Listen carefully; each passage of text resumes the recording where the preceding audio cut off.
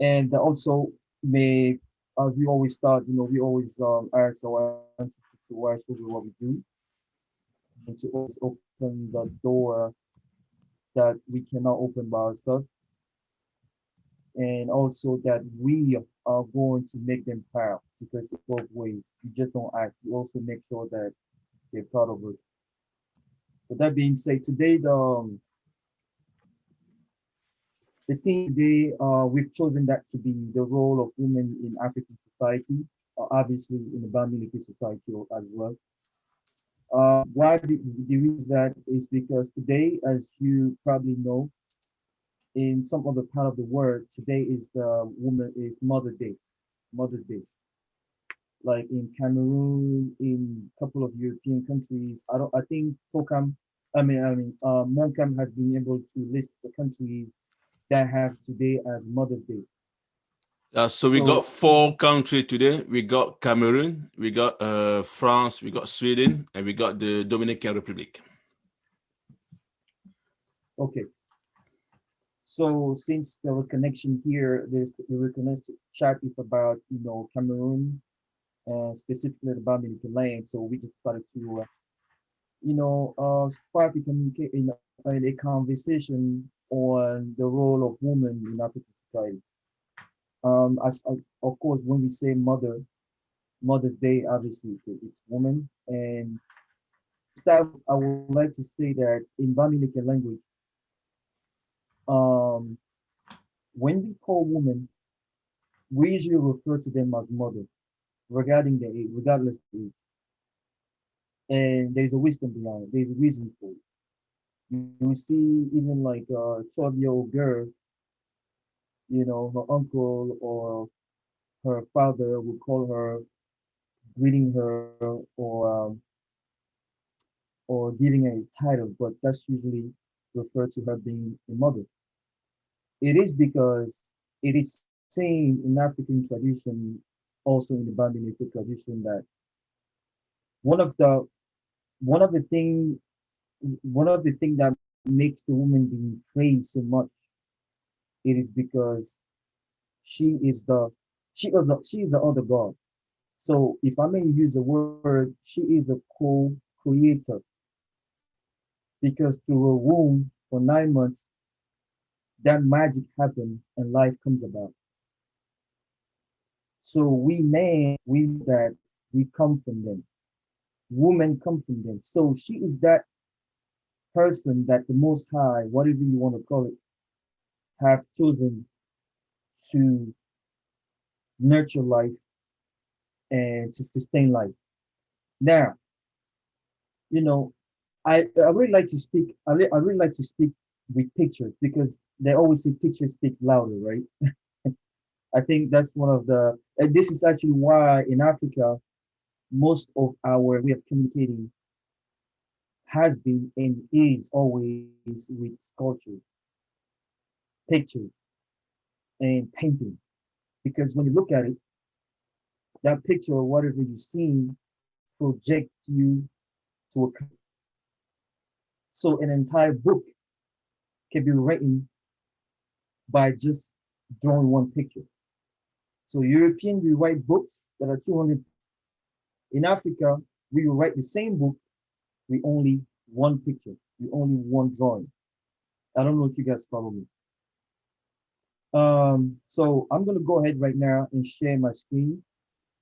And what I'm gonna show you, it is to spark, it is to your your attention. Because as I always say to my brother Monkam, this platform is about exchanging ideas. It's about nobody is teaching nobody here. Um, everybody has a legit comment. Everybody has a legit input. So this is a discussion. Uh, just stay with me 2 seconds. Share. Monkam, you gave me the permission, right?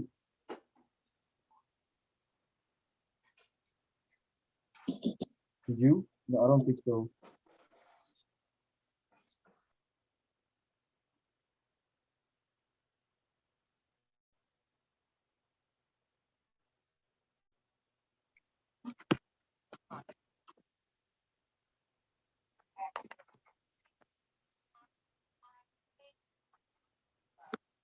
Good.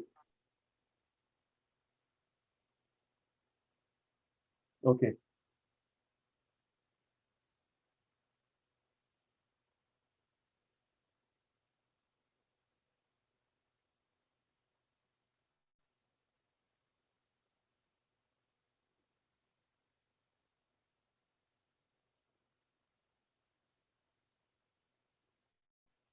All right. Can you guys see my screen?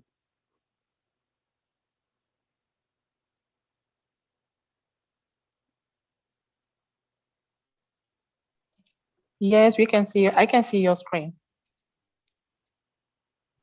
Yeah, we Okay. can. Cool. Yes. Beautiful. Oh, Yeah, wow. beautiful. So thank you. So I know this picture, I want to start by showing you this picture because when we talk about Mother's Day, um, Yes.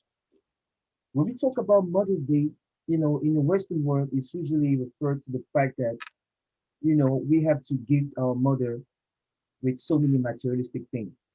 Um, where actually some of the corporations will capitalize on that to bombard us with a bunch of commercials so we can buy her that most expensive diamond or whatever, you know. Mm. But I would like us to maybe get away from it a little bit and looking at it at the most African way. And when I say the African way, I mean the Africa before all those oppressions, meaning the Arab oppressions and the European oppressions, because that's what this platform is about. How our ancestors were seeing these things back then before we got all influenced, right? Um, Now, this picture that you see here, it is a woman um, that's actually farming, as you can see, but yet she has a baby in the back, right? And she has her other son, a little far away, that's also doing the same thing. So when we talk about this day, first of all, just to set the record, there's no such thing as Mother Day in our tradition, right? Another what? Um, Say it again.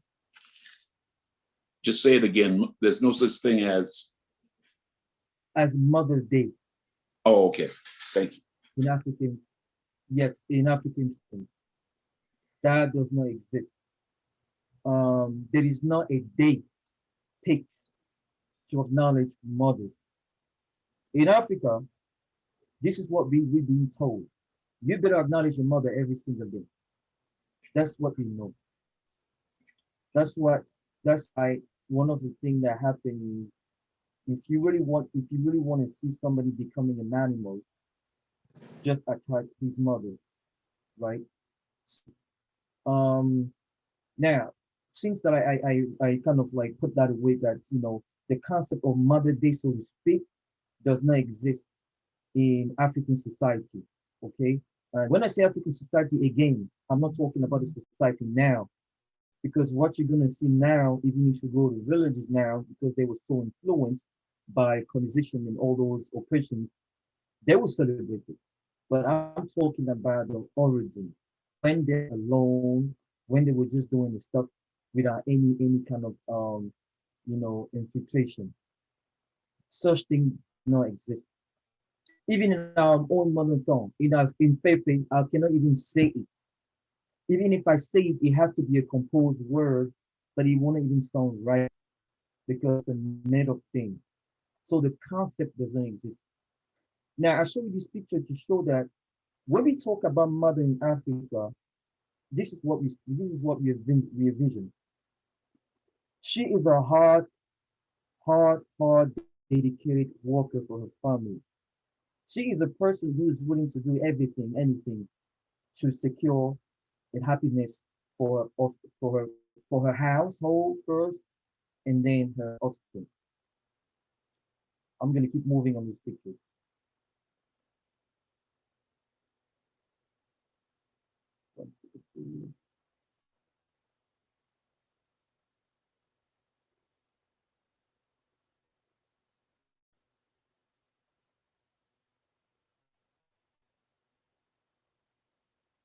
So over here too, you see her farming.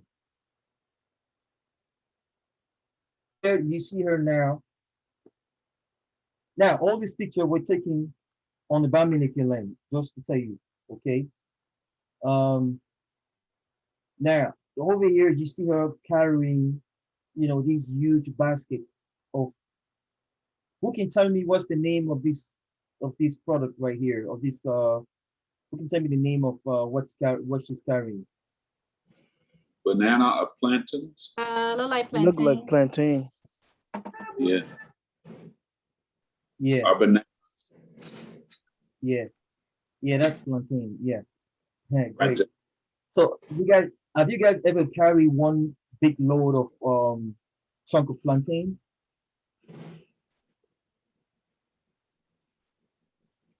Like the way it comes from the tree, it comes as a group. It's like on a single kind of like I would say it has a lot of it. So, but just to let you know, this thing is very heavy. Okay, it's very heavy. But you can see her. This is the daily activity of doing in the village. Okay. Um, I'm gonna go to the next one. So this is another picture right here. Also, you see an organization of women, you know, farming and actually whether they are harvesting or actually right now they're probably planting some seeds. Now, why did I show it? Why did I show those pictures? It is to tell you to begin that women are the driver of economy in ancient Africa to today. I'm gonna say it again. Women are the drivers of our economy. And this is so strong even in the Bamileke land. Because when it comes to farming, they are the one who are in charge. They are the one who knows exactly when to plant and how to plant. Okay. This is why when you go to somebody's farm, even if a huge farm, you will always see women. They're the ones to actually be, whether separating the ground or they will me right now talking to you. When I'm from Mbana, I have a huge, farming ground where I do farming, and like 80% of people who work there, they're women. And they're not there just because they're women. No, it's because the knowledge and the wisdom of that, they're the one who have the key. So since the first job that was given to us by the Most High is farming, unless somebody can contradict that. The first job that the Most High is giving to humans is actually to take care of earth, meaning get the food from that earth, because from that earth we get all our needs, food, shelter, everything. So therefore, she is the first one. She is the one who begins, who knows how to manage that earth to get the best out of the earth. So I wanted to show you this quote. So these are the things that goes in our head when we talk about mothers, women. So when we talk about mothers, we just don't think about her giving life, so to speak. Okay. We got somebody that has his microphone on. Okay, cool.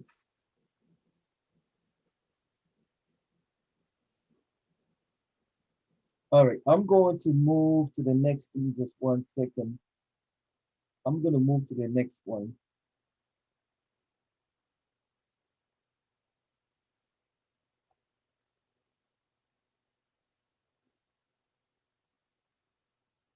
So over here, I'm just gonna skip real quick here because the part that I'm trying to show you, the area I'm trying to show you is actually going to be very sorry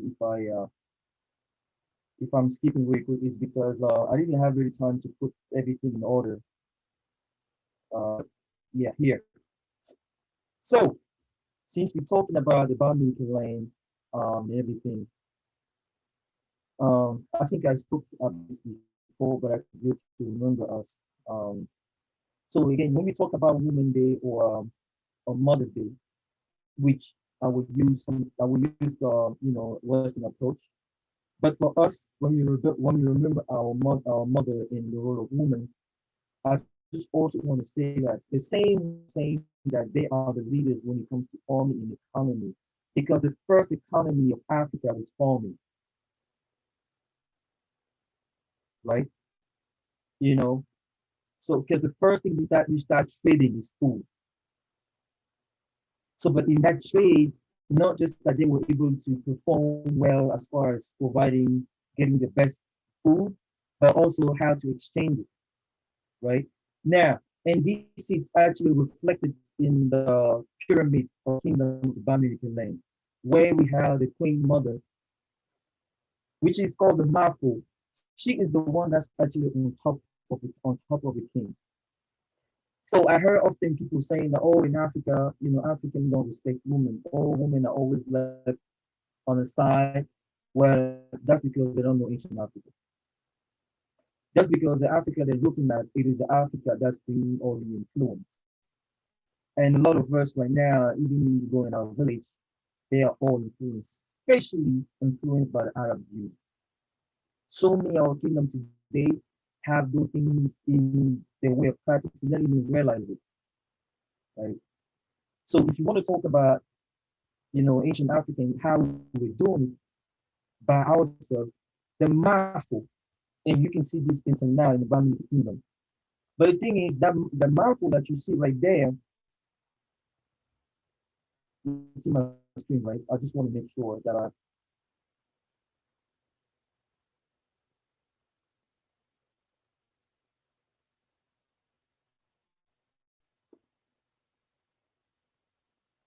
hello? Yeah, we are listening. Yeah, we listening, brother. Yeah. Yeah, I just We wanted to just muted confirm that you ourselves can so we see my won't screen. interview. Oh, okay. Okay, thank you. Yeah. So, yeah, so I was just saying that, so on the pyramid of chain of command that you see over here, um, you have the four, which is the king, you got the council of nine highest nobles, you got member of secret societies, and then you got the hunters and the iron walker. And the other side, you have the healer or also the oracle. And on top of that pyramid is the mouthful. It's a woman. Now, you can see here that only the king can go back and forth. So only between her and the king can go back and forth. Has she has no link with the others. Only the king can consult her and she will get back to him. But the thing is, decision overrules the one that the king makes.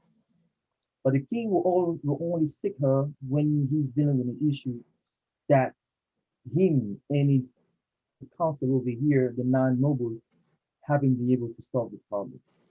Then he himself will take that problem next to her, and then she will be the one to make the final decision. And whatever decision she makes, he cannot overthrow them. But here's the thing, she is not known by the general public. So the people in the village won't necessarily know who she is.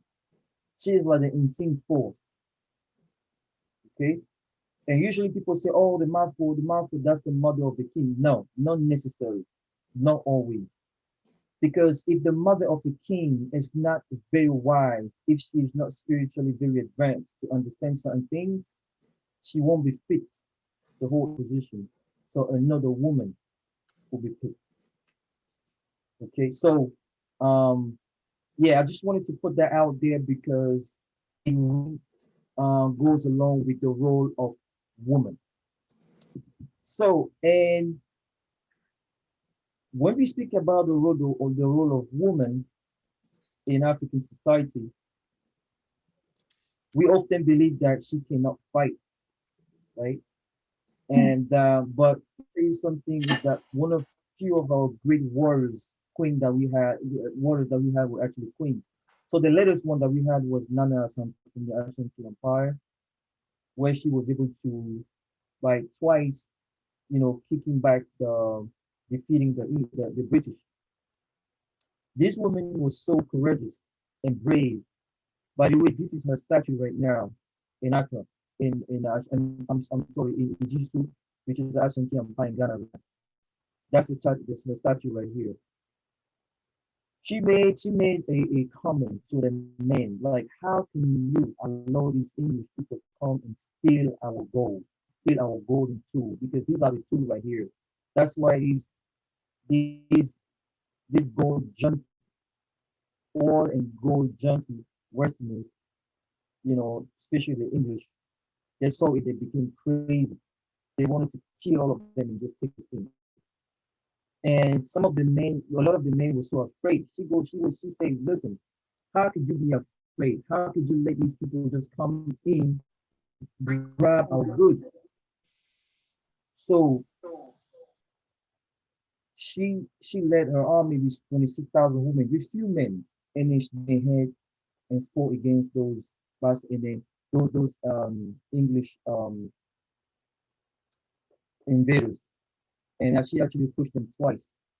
The third time she got betrayed by one of them, which was a man. He literally went ahead and told them what's a weakness. But that's not the point is that it was the woman leading that empire. And even today, her great grandchildren, her great granddaughter is the one leading Ashanti Empire. And she is the leader of the empire. So keep going here. I'm just gonna go back really quick.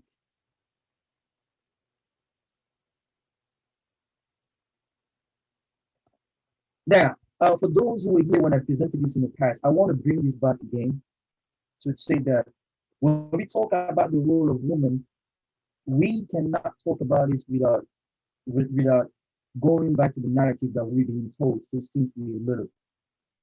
The narrative we've been told growing up, being Christian or Muslim or whatever, not to criticize anybody, spirituality or religion, but we need to look at what they're saying, right? It's often stated by them that men were created first. The story of Adam and Eve, and that God created man first, and then after a while, he took the rib of the man while he was sleeping to create a woman.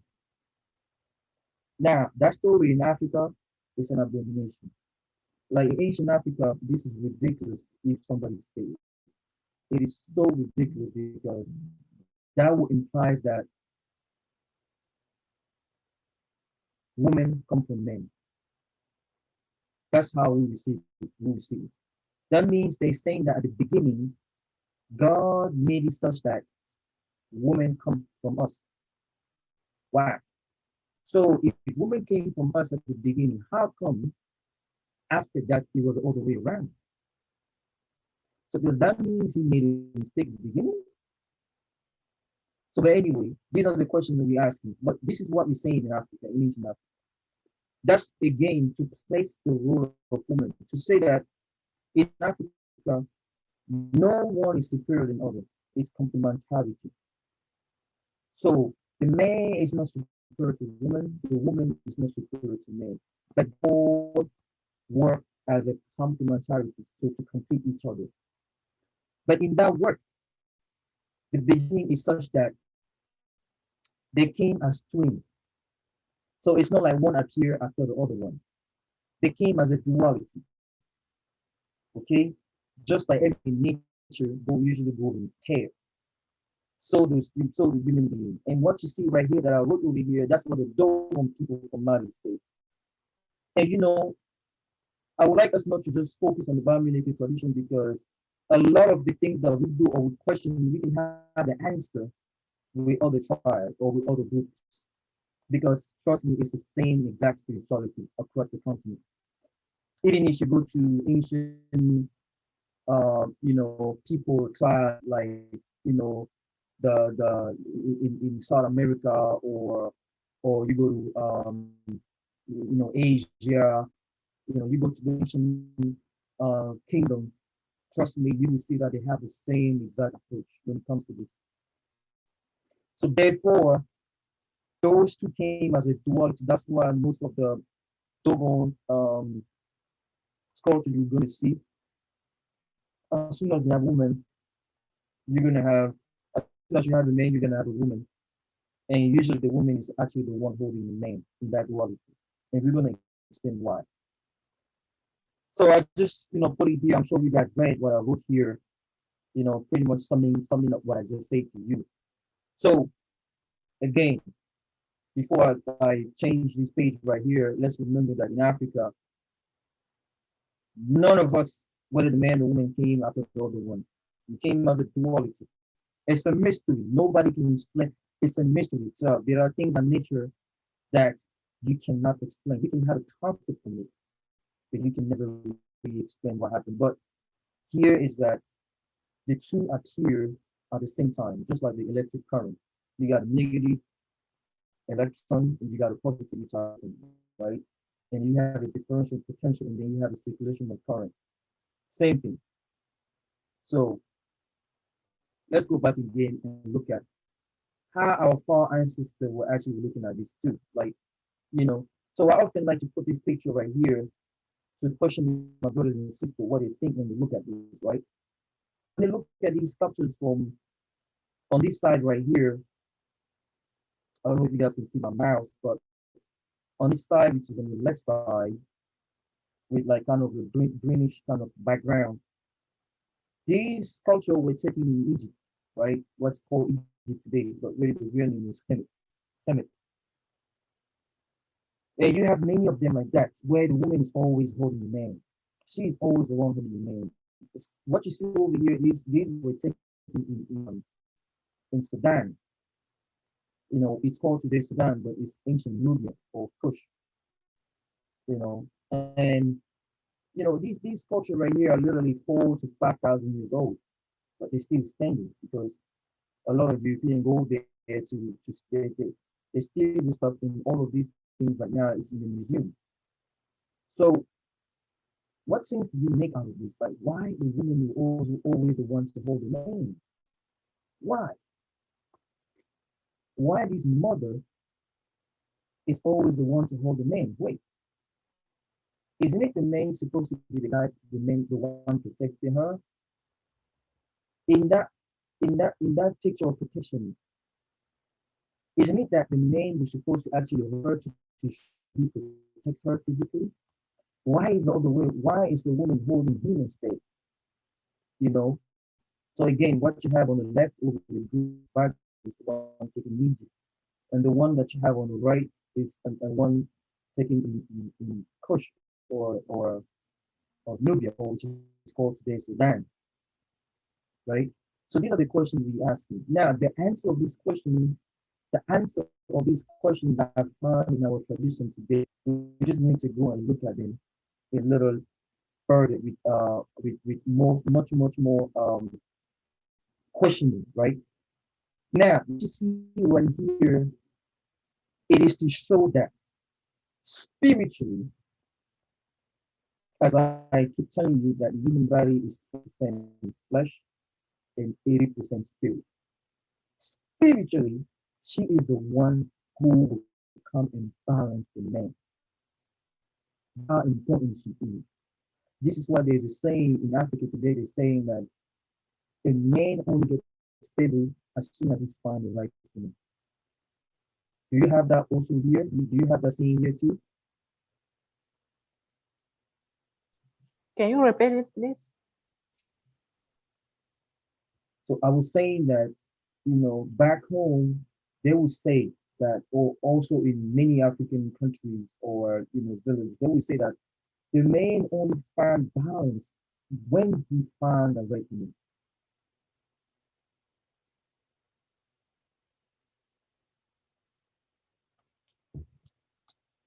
So meaning he will only find balance in his life, right?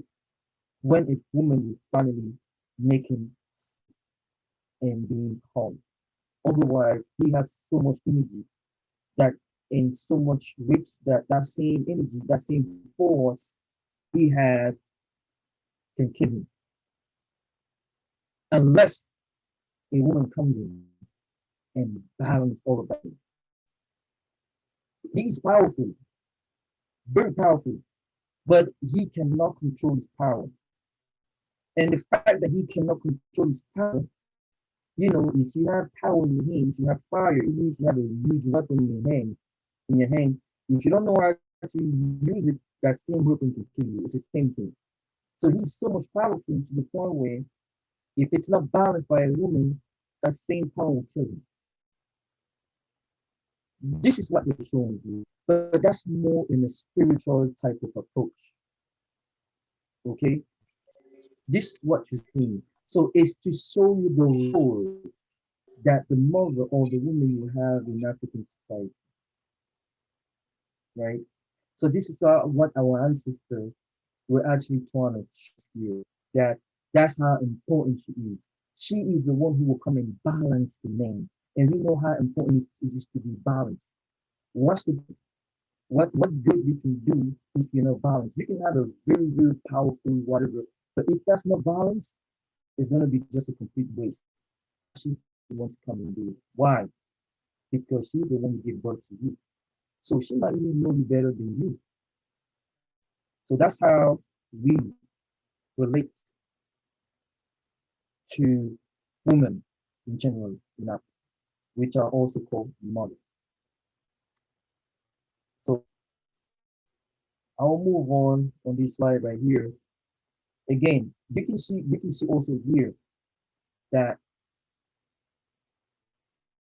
this is a picture that was taken on one of the wall. I think that was the I forgot where this wall was, but it's also it's what's called to the Egypt, right?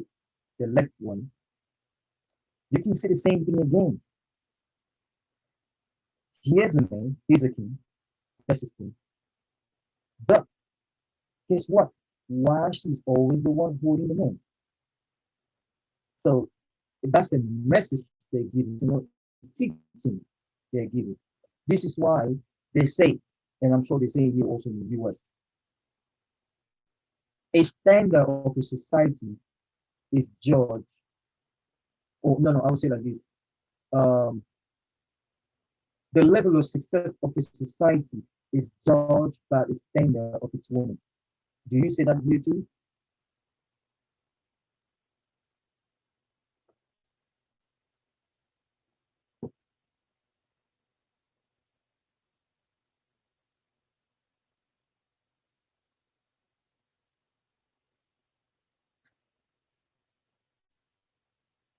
Do you hear what I say, guys?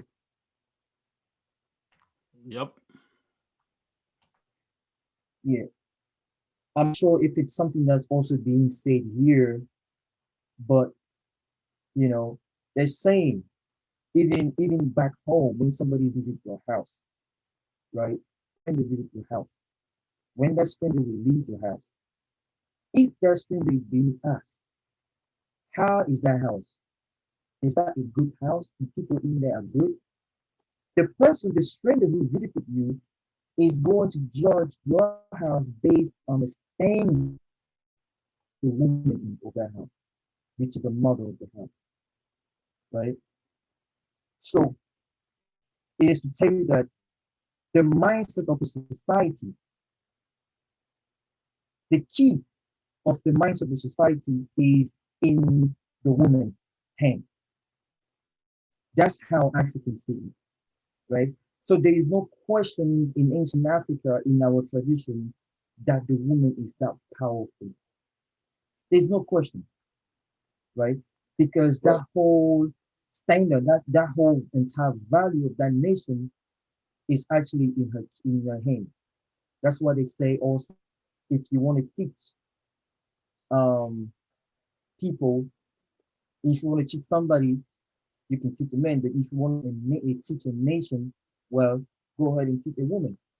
Teach a woman. Right. So it's kind of the same thing.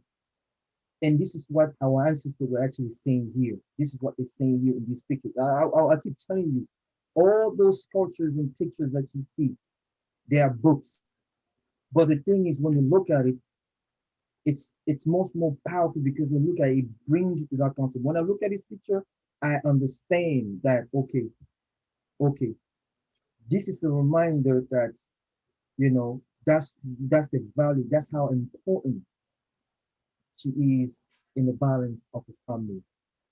And you know, if you don't have a balanced family, you cannot have a balanced nation, right? Okay. Okay. Yes, sir. It all starts in the family. We all start in the family. So, and over here on the right, you know, you see, this is the birth. This is the birth scene right here. Somebody, I mean, she is giving birth. You can see it out names, all the doula, first day woman, and you can actually see the position that she is to give birth. That's just to also tell you now, you know, women right now when they go to the hospital to give birth, they're being laid flat. They're being laid like horizontal. That's really not what we used to do. If you do it like this, you actually use gravity to help you, but that's not the topic today. But they're showing us the property of delivering baby. But what I'm trying to show you here is that you saw that they're telling you something here too. Who is being born right now? They show the person who is being born, that's a boy. So over here is to tell the people that listen, we are to us, you come. They're not saying that they're superior, but they're saying that remember that to us, you come. So your inner balance is in us. This is why the man cannot use his physical power. You know, we are very strong, right? We have a lot of testosterone, right? So be careful because that right there is not something that you're gonna use against her. Because if you do that, you curse because you're cursing actually where you come from. You're actually cursing your spiritual vessel. That's what she's pretty much telling you. Okay, yes, you're a man, but remember where you come from. Remember where you were housed for 9 months, and I was close to death for you to come in life, right? All right. Yes. So I'm going to stop here for now, and maybe we can have some kind of discussion. But just to conclude really quick here is that remember that I didn't start with the birth parts. I started with her organization and her work ethic, and I went back up all the way to her to the fact that she's going to give birth to us, and tell you about also the meaning of her impact in spiritually, so to speak. Now, the only way we can see her divine importance of a woman is if we look at her in a more spiritual way. If we just keep looking at her at a more like physical way, we won't see it, we will miss it. To look at it more in a spiritual way. And this is why I always tell my friend, especially the guy, that even during that sexual course, we think we're the man, we think we're in, we think we're the man, we think we're on chart, but spiritually, they are the one to eat us.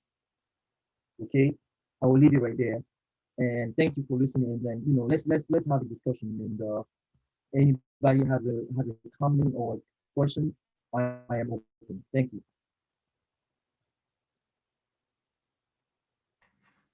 Thank you, Brother Monte. Thank you very much. Thank you for providing all that knowledge and everything. So I'm sure that some brothers and sisters, you got a question in relation to that.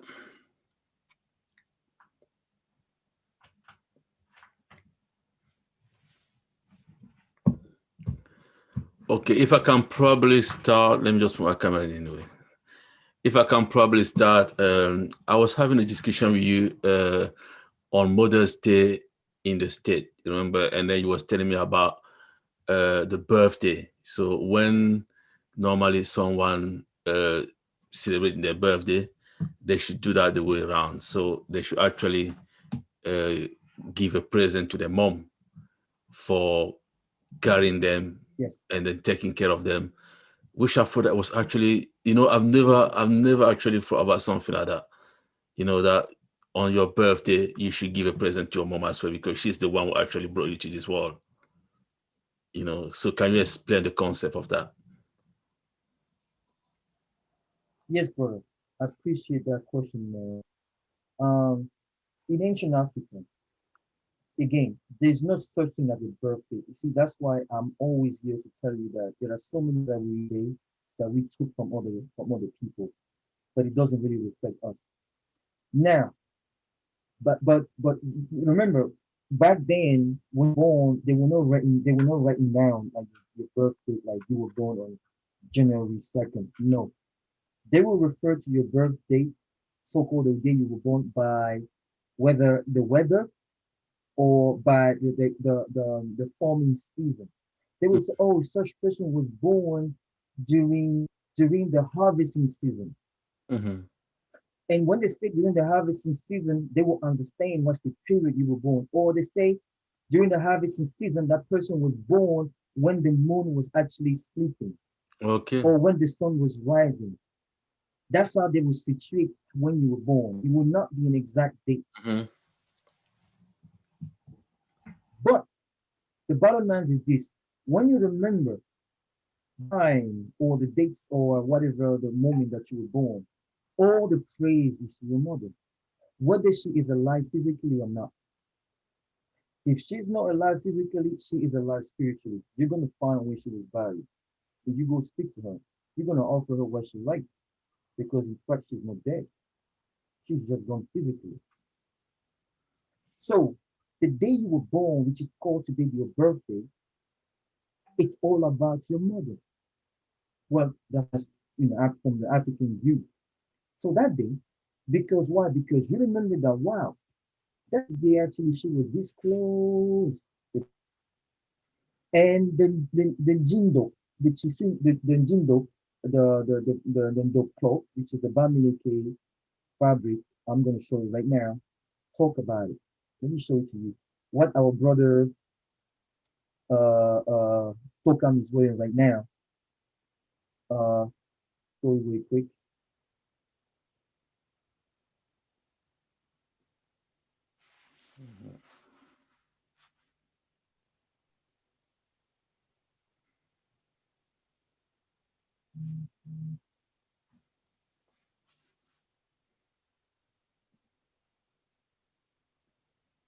This is it here. I'm sharing it right now.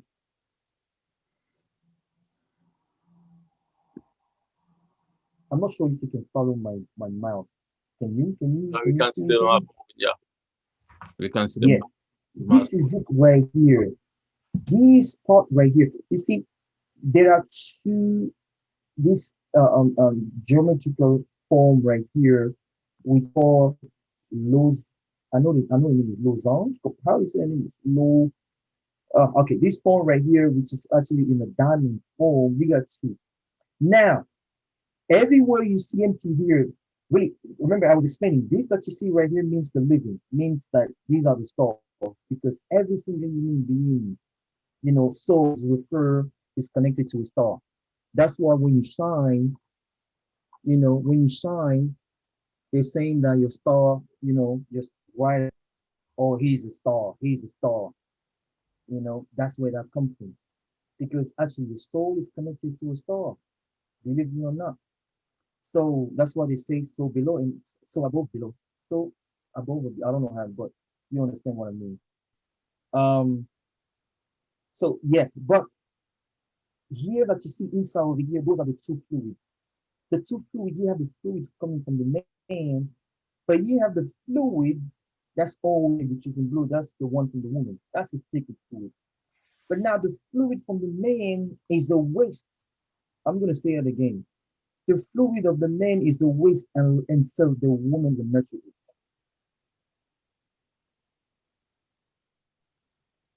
It is a waste until the woman will nurture it in her secret womb. Yes, sir. I know it's hard to hear, especially us men. Mhm. Wasted.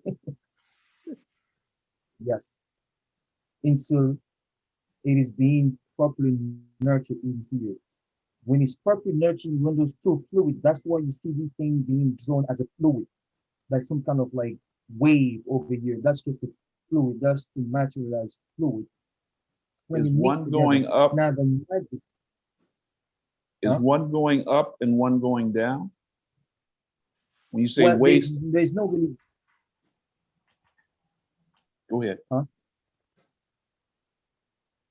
When you say fluid and waste, I think of the being going down to the apex down at the bottom. When you say nurture, I'm thinking it's going up, but I don't know if that's what that means or not. Oh no, the direction of the fluid don't really matter here. I'm not trying to Okay. show the direction. Yeah, it's just a combination of both. It's just both coming together that I'm trying to show. Right? Okay. Okay. Yes, really both coming together. Right. Yeah.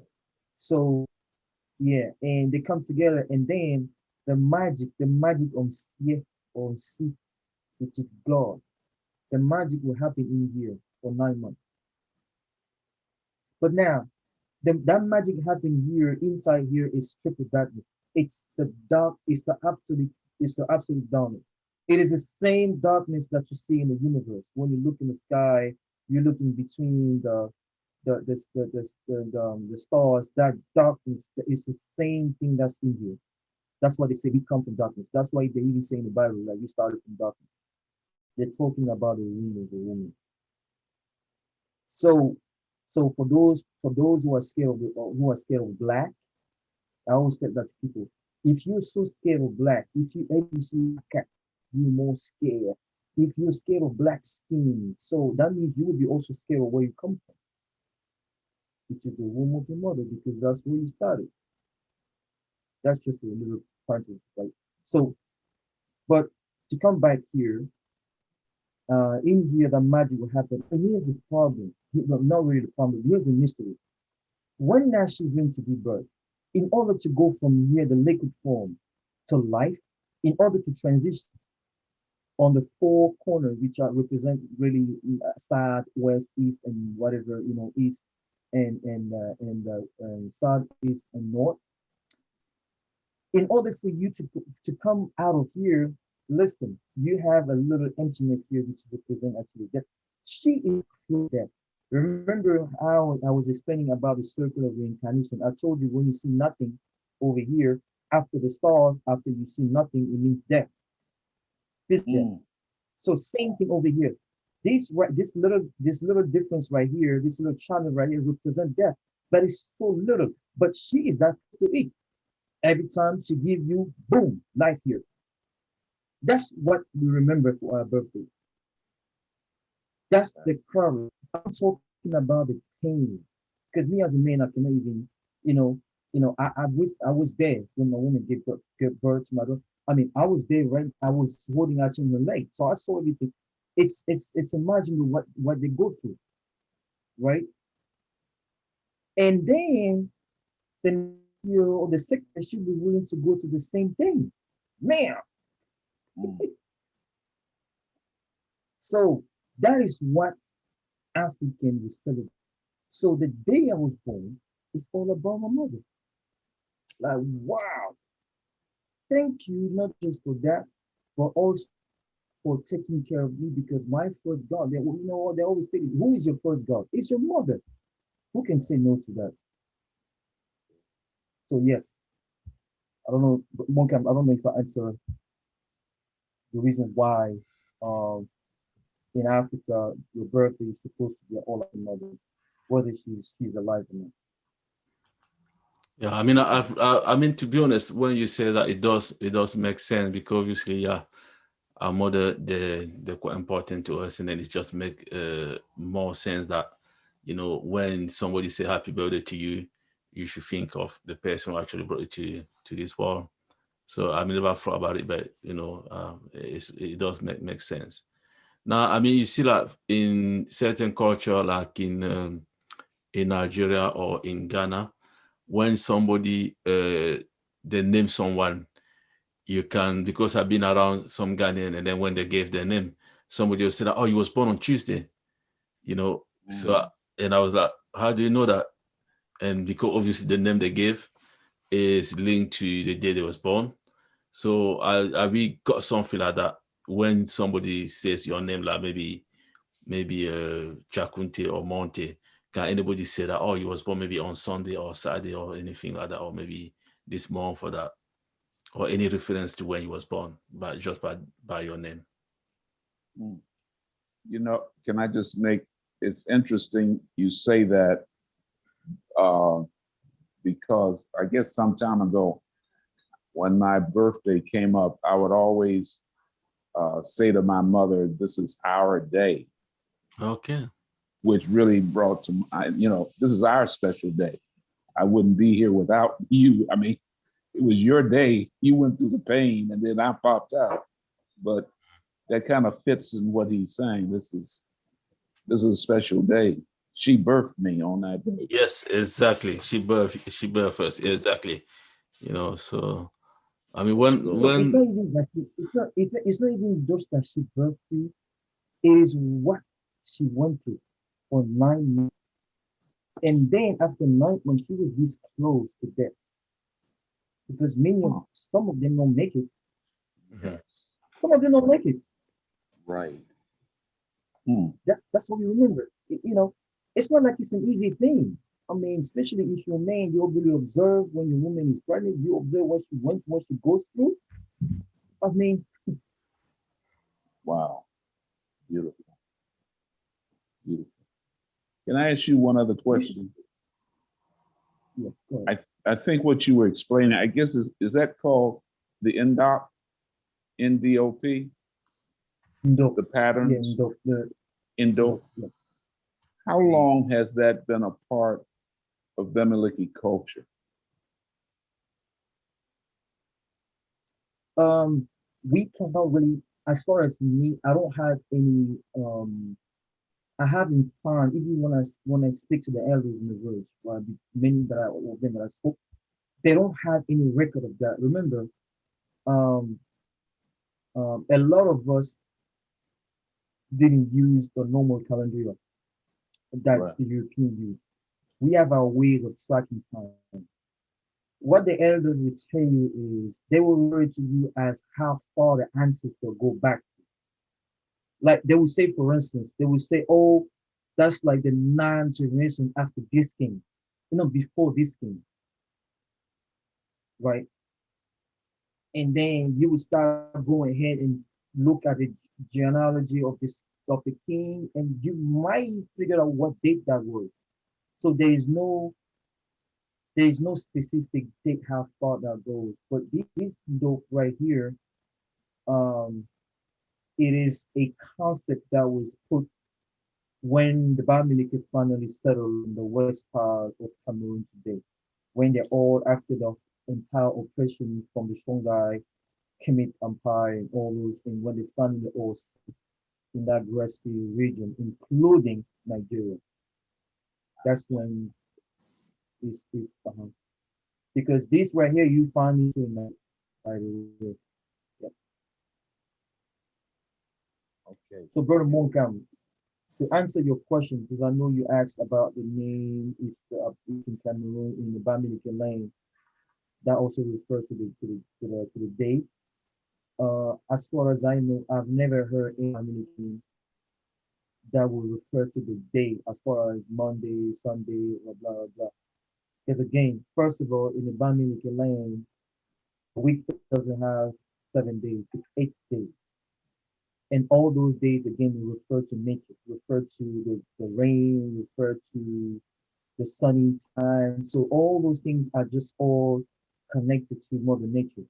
So now, some people are to be. I never heard somebody probably like giving a name of Bamileke unless and somebody tell me otherwise. But me personally, I never heard somebody that has a name in a Bamileke land, and we can actually tell that okay, you were probably born this day as far as the day of the week. Um, Me personally, Bamileke, I never heard. Okay. I have a question, Brother Monte, if you don't mind, sir. Yes. I want to read something to you. And me and you, we have discussions about this, but I can't help but notice when you go through your presentation, and you explain so elegantly the divine role and sacred role of the woman in ancient African cultures, right? And so I agree with everything, but I want to read this to you and get your thoughts. I do not permit a woman to teach or to exercise authority over a man. Rather, she is to remain quiet. That comes from the book of Timothy in the Bible, right? And I'm just wondering what is the reasoning to preach this message of basically to minimize the role and the impact of the woman, as you have just shown, you know, the woman is the one who was chosen by God to create and nurture life. Why do you think in this way of thinking, in this, you know, in Christianity, the woman is minimized, and especially considering that it goes so against our nature, as you have just proven through your presentation?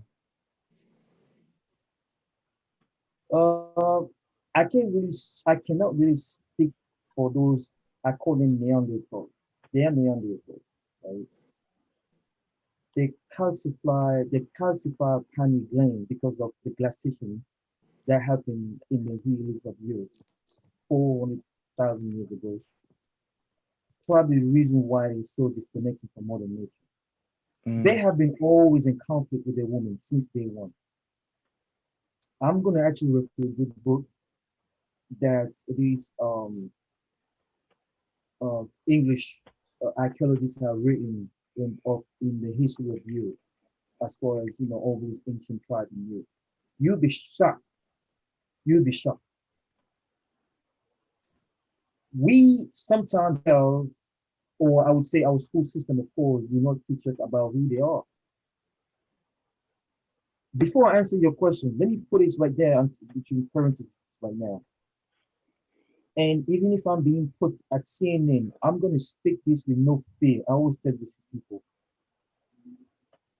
Even in now, 2021, they're still being born with tails. Did you know that? They're still being born with tails, but they cut it really quick. There is a whole book on it. So it's not to talk bad about this. Is a reality. It's just to tell you that these people, the way they think, the way how sick they think, I can't really justify. That's just who they are. But the only thing I can do is for us to see how deceiving they are, so we don't follow what they're saying. And I always, the women that I know here, even back home, that call themselves feminists, I say, well, if you're gonna be feminist and you're fighting your black man, then I suggest you to start your fight from the beginning, which is in the Bible. When in the Bible, it's being told that you come from a man and you accept that, you already accepted your oppression right there. You already accepted your oppression. When it's being said that you come from the man, and you know as a woman that all men come to you, then that means you're not fighting a real fight. You need to go fight the beginning. In Africa, we don't say that. You are our divine partner. We cannot without you. As a matter of fact, when it comes to very important decision, we leave you the hand. We leave you we leave you the ground, because we know a much more better vision when it comes to spiritual balance. This is why the women have 11 holes. I always speak about this. We have 9. They have 11. Now the 2 more that they have, it opens when she gives birth. It is the hole coming from the breast to feed the baby.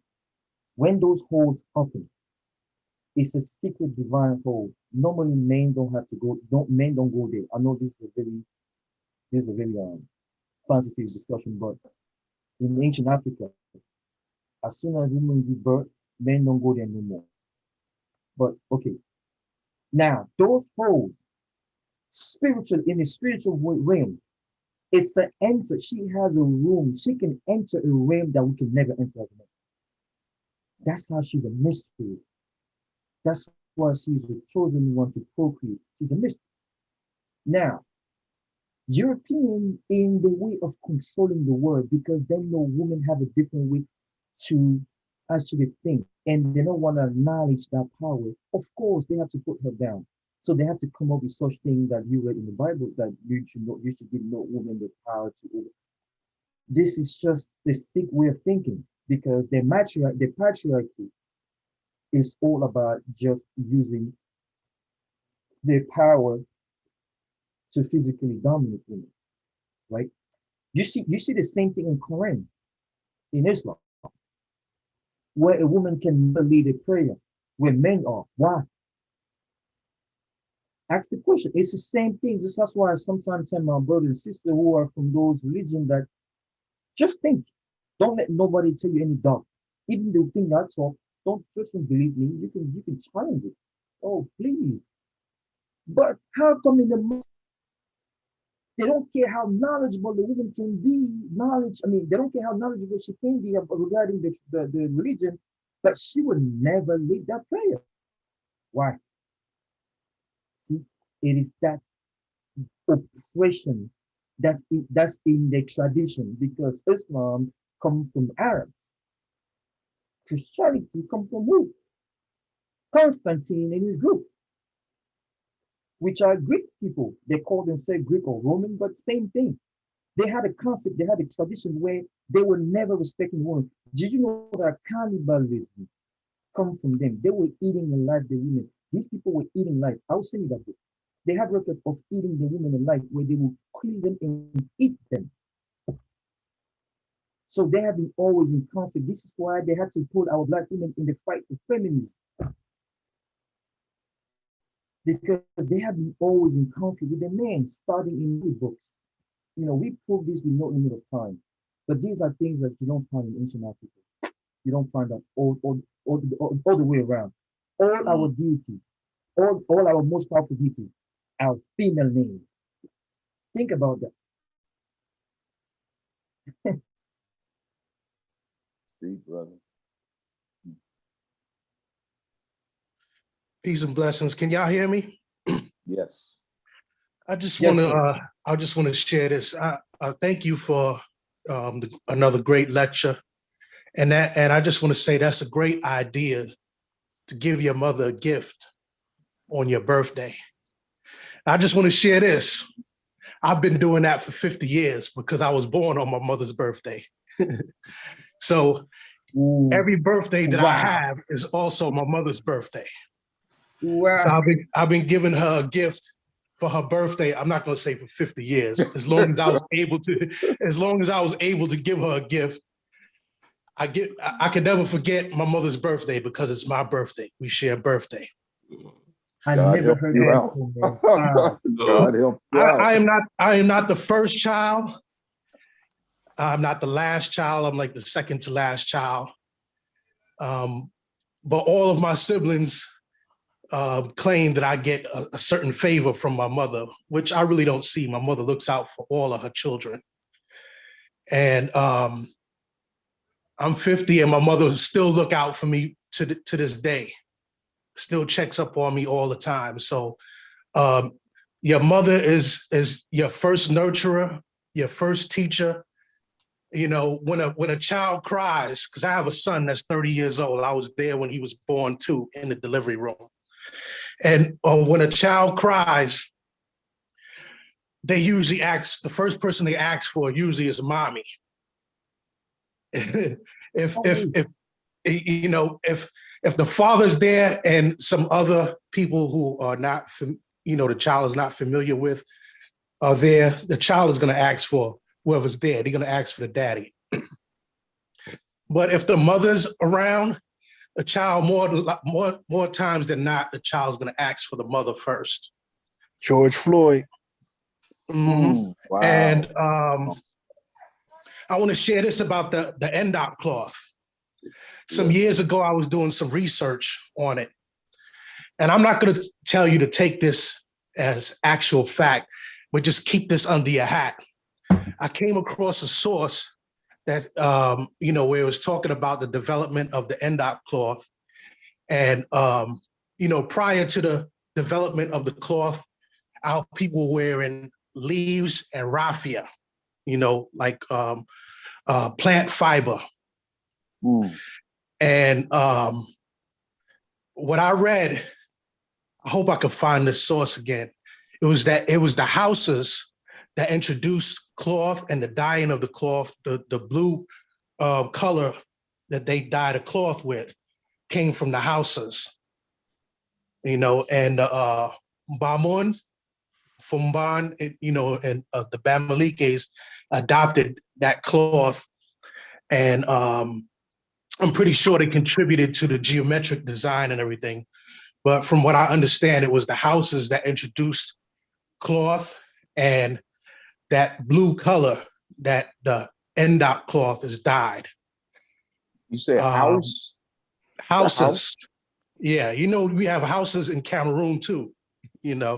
Houses go from Nigeria all the way into Cameroon. I'm pretty sure some other places. Actually, my DNA, my father's maternal DNA results is Bamileke, Tikar, and Hausa. And when you go to Cameroon, houses are the main money changers in Cameroon.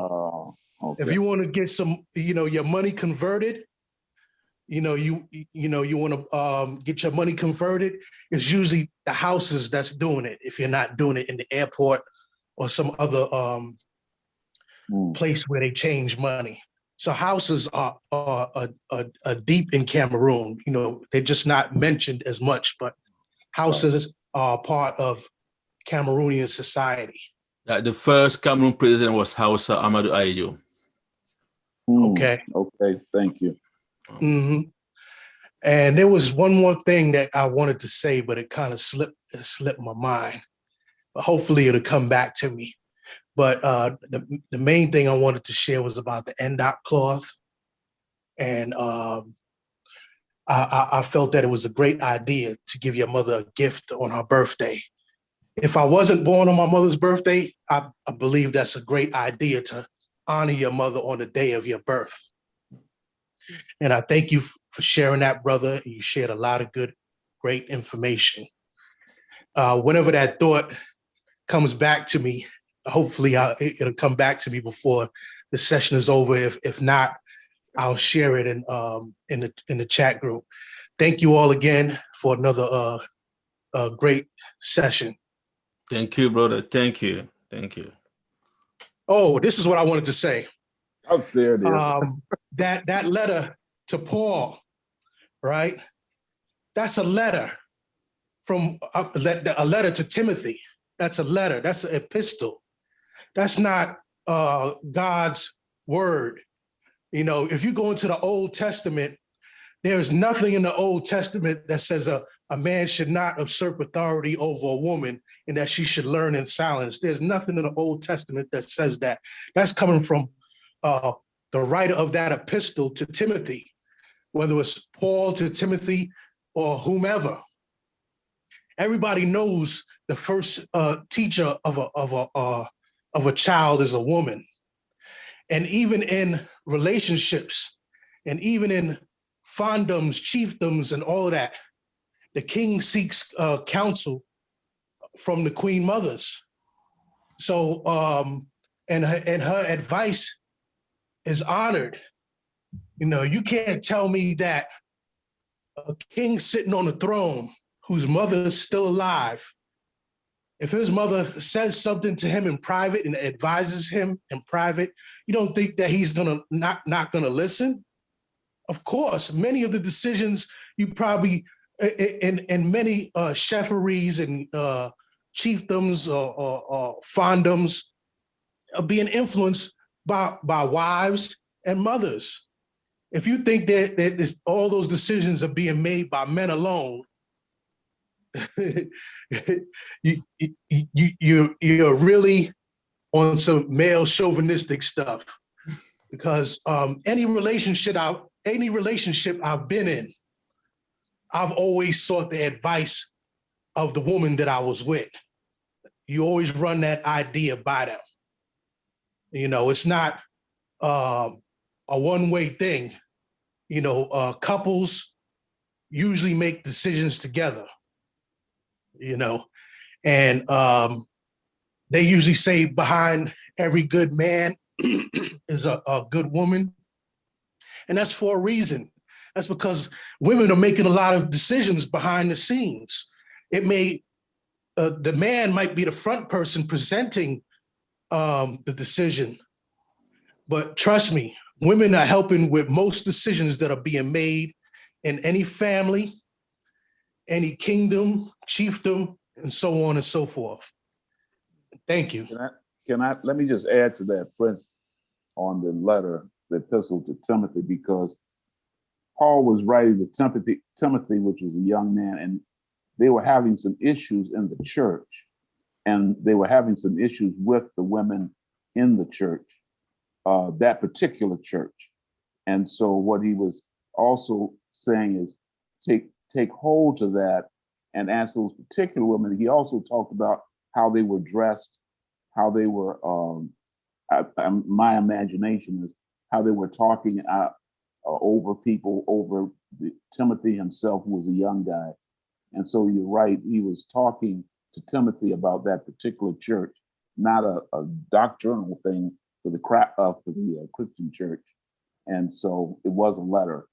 And so I'm just adding to that. So it's obvious that that letter is being used as law. Yes, that's not a law of the Torah. Right. Right. That letter is being used as a law, and it's being taken out of context. You just provided the context that the letter was written, but when that particular verse is quoted, no one is given the background context of that quote of that letter.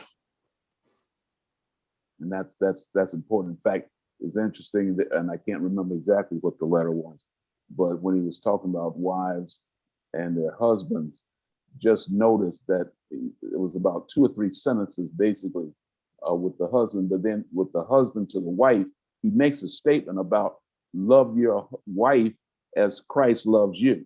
Now that gets all of that. So then he goes on with, so I can't remember how many sentences on a lot of things about how you should treat this beautiful woman that you have. And so again, reading it in context and reading it with the Spirit is I think important, but it has been taken out of context and used for a particular purpose. So just something to think about. Okay. Yes, thanks guys for back and forth explanation of that letter and quote. Yeah, I think that was well understood. To answer with your question, my brother, when you spoke about the Ndok clock, yes, in the making of the Ndok, yes, a part of it is done in the north part of Cameroon. It's actually the outskirts up there because that's the reason where we have the most. That's the reason where we have the most culture, or I would say production of cotton, right? The best cotton is found actually there because the cotton requires more like a dry kind of area, dry season kind of area, and that's where it is.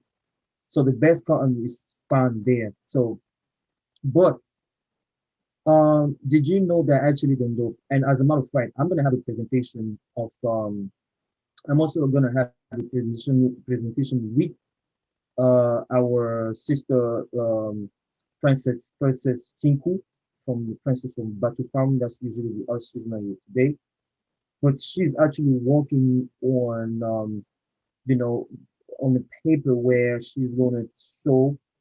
We work in a collaboration actually. She's going to show how the dope is actually being made from the beginning to the end, right? But just to give you a little insight, right? One stage of how we make this cloth is that the white that you see there. So yes, the dye is blue. White see there use the raffia. They're gonna sew raffia on that cloth. The cloth is mud cloth. It's pretty much like the mud cloth from the Mandingo Empire. So it's very heavy and refined cotton. And the people who actually master that stitching, it's there in the north of Cameroon. Then the northern, which are pretty much the Hausa and those people up there. Not just the Hausa, you also have some of the tribes up there that actually do it, like the Fulbe, for instance, the Fulbe people. They do this. They do this as well. So, and then the raffia now is used to. The raffia would shape all those signs. So everything you see blue, white, it is actually the cotton. It's the natural color of cotton. And the blue is like the raffia will cover the part that it shouldn't be, dyed in blue. You feel me? So if you have a real ndope, I can show you actually the one that I have here. If you have a real ndope, you're gonna see the remaining of the raffia on it because it's done. They have to remove the raffia from it and throw it. So let me show you real quick. Maybe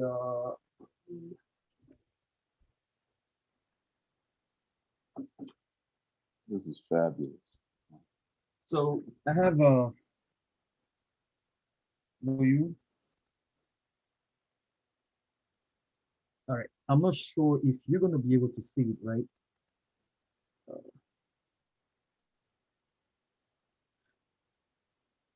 All right, you see here? You see this right here? Yeah. That's a leftover raffia right here. Huh. Okay.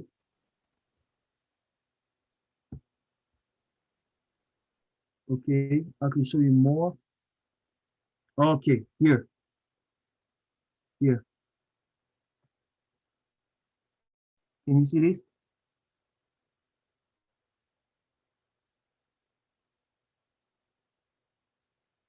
Can you see, brother? Yes, yes, I'm sorry. Yes, we can see. Yeah, yeah. See leftover raffia? This is it here again. Wow. Yes. Okay. Maybe I got more. Okay, let me see. I got more somewhere. So the white part over here is actually the real cotton color. The only dye here is the blue part, but the white part is covered with raffia. When they're about to dye this in blue, they're gonna actually put the raffia. They're gonna stitch the raffia to put from the dye. That's why you see imperfection because some of the dye will go through. Yes. You see? Yes. Yes. Yeah. Yes. Huh. Interesting. Oh, wow. That's great. Thank you very much for the whole you're thing. welcome. Oh my goodness. Learn so much from you every week. Yes, but as far as the sign, in that you see over there, you don't find it unless I just never saw it because I always don't like to say that something does not exist because it might not be that I never seen it or I never learned it yet. But so far, I haven't seen any tradition from the north part of Cameroon, whether they're Hausa or the tribes there, that use a sign even a little similar than what we use. Okay, so the sign is actually a sign that comes from those people that are called today Bamileke, but it was a collaboration. Yes, it was a collaboration with the people of the north because again, they were the one who were mastering. Now, if you're real dope, right? I'm sure our brother Monkam will have it. When you look at this cloth, I don't know if you guys ever seen the mud cloth from the Mandingo people, from the people from Mali. So the way, that's going to be difficult to show. Yeah, that's another here. Like you can see the leftover, it wasn't well removed. It's in the raffia, and you will see that the raffia actually is going where you see the blue, the white, right? So that means it was a bunch of chunk of raffia over here protecting it, right? Before they died, right? So this is it here. Well, I can see it. Yeah, you see it now? Yeah. All right. So, but if you look in between, this is a very unique stitching. Like they do this with their hand, right? but it's like and refinement. They do this with their hand. So the people who master their stitching now, they're people from there. Mhm. The people who master that process, that stitching, yes, they again, I think our sister, Princess Chinku is going to she finished her paper, her presentation on that, which so many kings even right now in the Bamileke village have no idea how this is made. To be honest, yeah. Um, yeah, so she's gonna be explaining, showing on paper, like step by step, the process from the beginning to the end. But this was just a little quick overview on that. So, brother, I mean, if you don't mind me asking you, I mean, when I look at your top and I compare to what I got here, it's nothing. Yours is like the proper original one. So, if you don't mind, how much that cost you? Yeah, this one costs a lot, and this one, the only reason I tell you right now, even to find this one right here, right?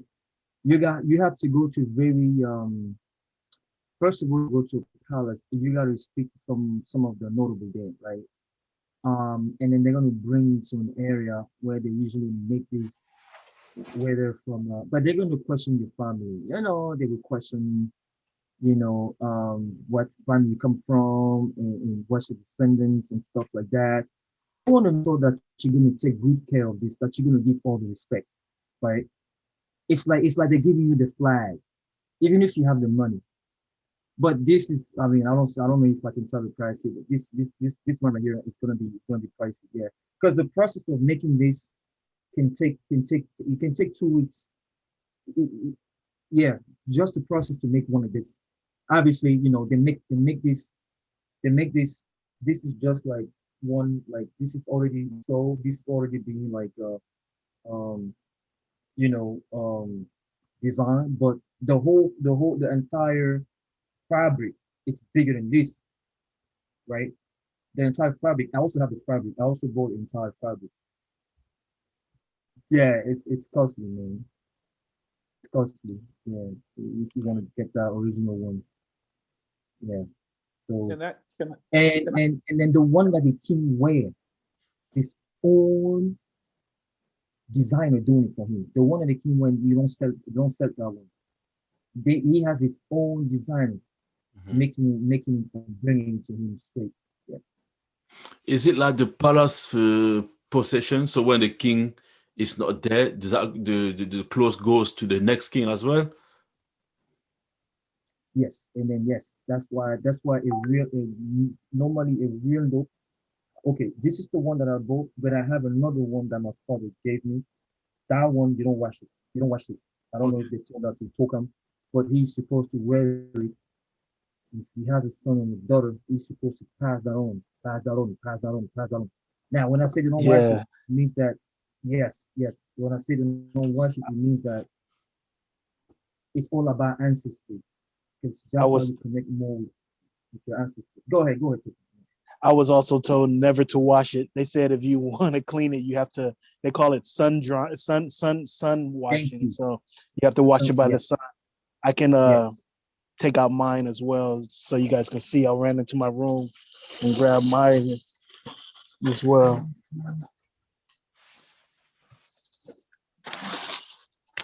is that given to you? Yes.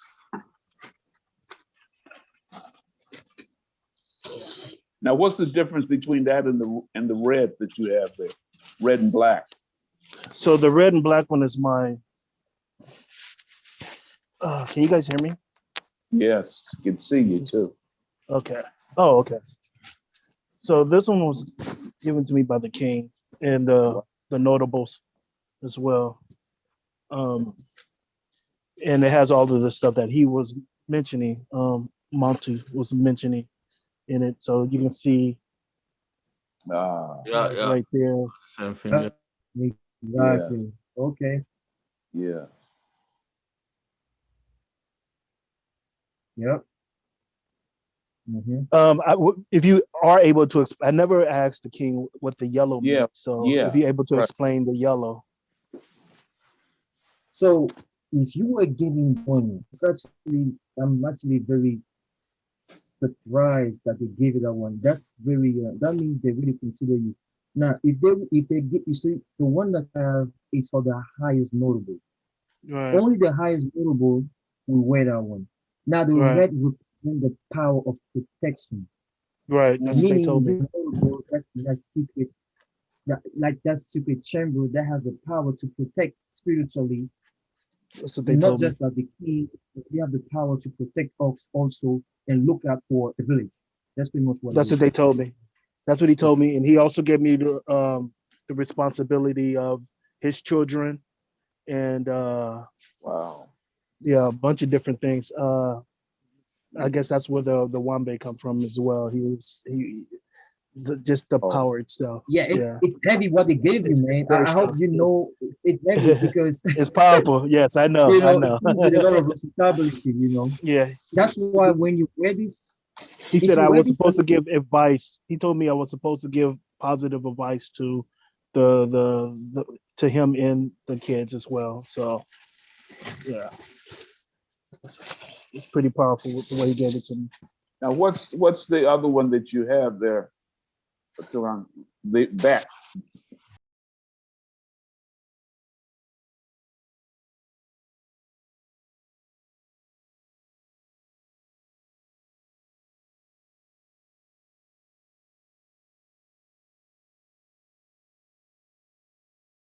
that's This is yes, that's Togo. the Togo. The Just a Togo, that's Meaning, total more from that's the a yeah, that's for general. the Bamileke who lives right now in west in northwest and southwest region. okay, because I saw that on this brother in Seattle, in Minnesota. That's what drew me to it. And then he told me he was Bamileke, but it was just a beautiful fabric. You know? That's great. You So, know so what? And since I'm The not able to Togo, wash it, I keep it close. I keep it clean and wrapped up. the Togo was originally invented by the Bali people, who okay, you know, Nigeria and Cameroon was once together. They were not separated by correct, colonial borders. right. So you had the Bali people that migrated from what is today Nigeria over into what is today Cameroon. And then you have the Bali Kumbat. You have different groups in the grass fields that start with Bali. They were the ones that created the Togu.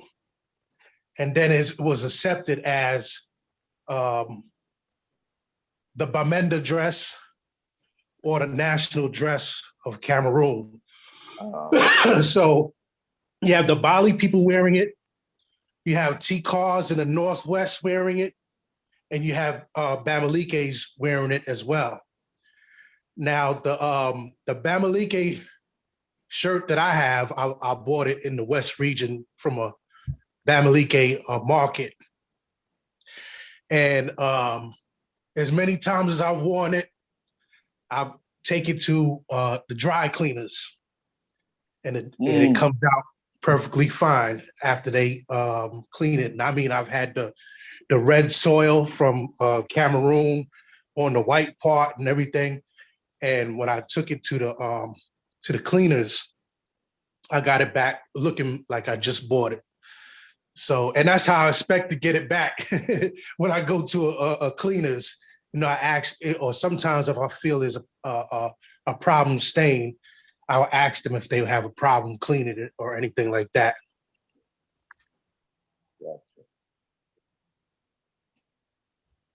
Yes, that's for children though.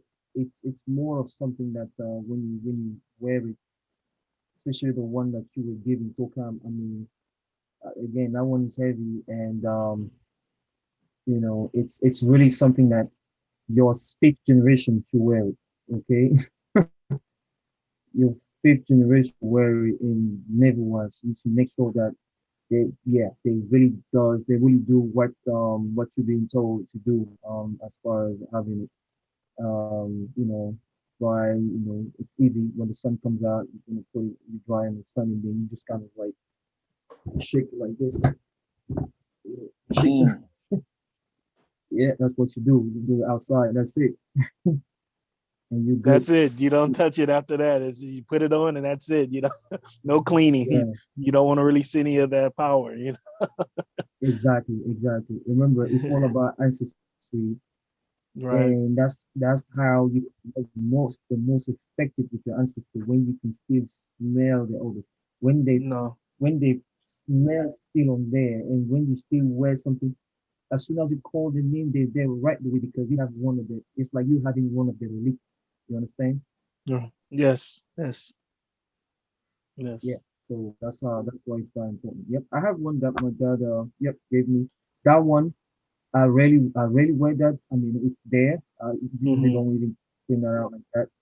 But yeah, so that's good. Yes. Listen, we have I some just want we to have share this too. My experience in Cameroon wearing the Bamileke top.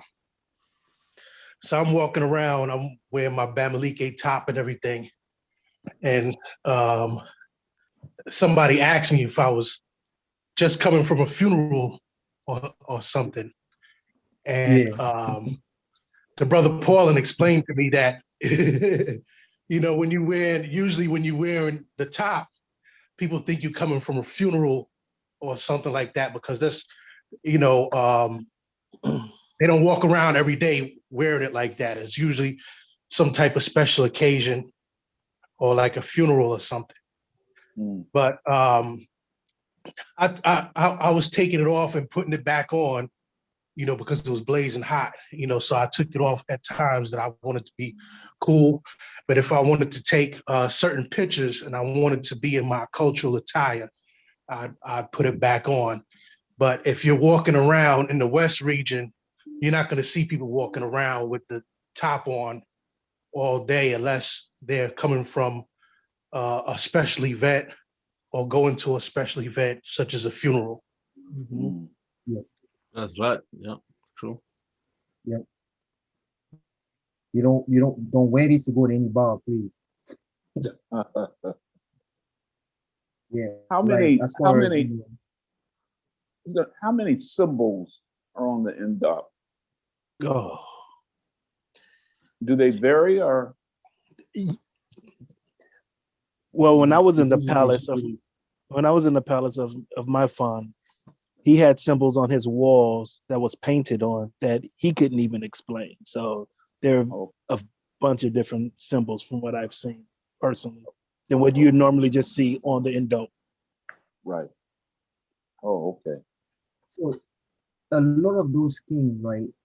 They um, they don't really understand the meaning. Some of them do a lot of research and find them.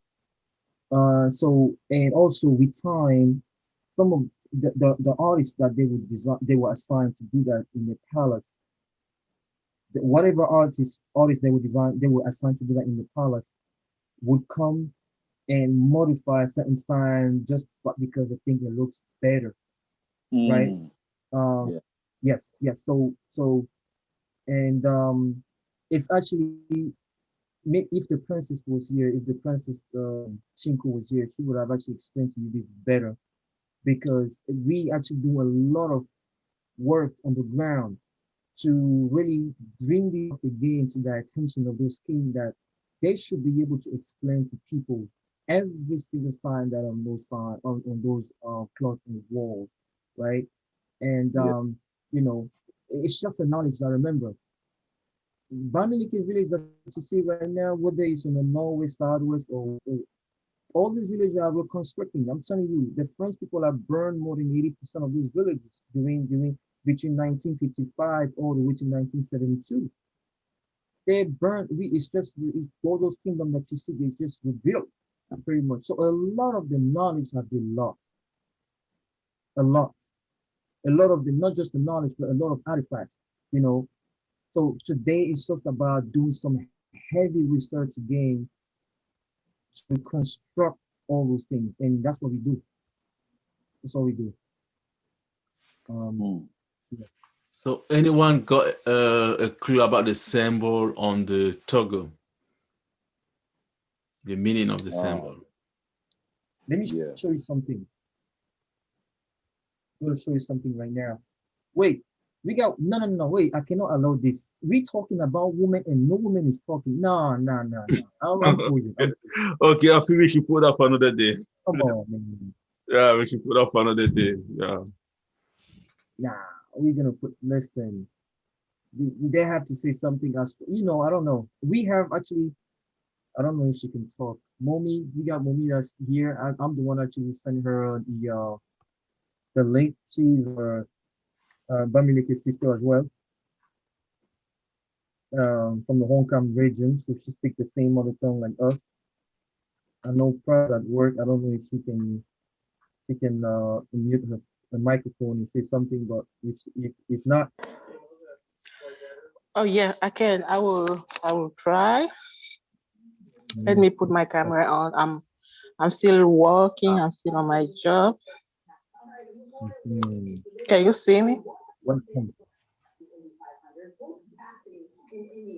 Can you see me? We can hear you. We can hear you. Okay. Yes, we can hear you. That's okay. Okay, I'm Can you like take the screen? my brother Chakun.